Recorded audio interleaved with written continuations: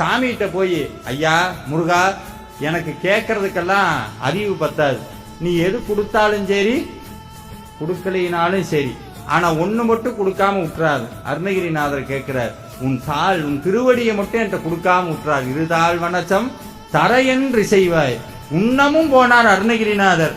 ஐயா, உன் திருவடியை உன் பாதத்தை பூஜை பண்றதுக்கு தொடறதுக்கெல்லாம் எனக்கு தகுதி கிடையாது. யார் யார் தொட்ட பாதம்?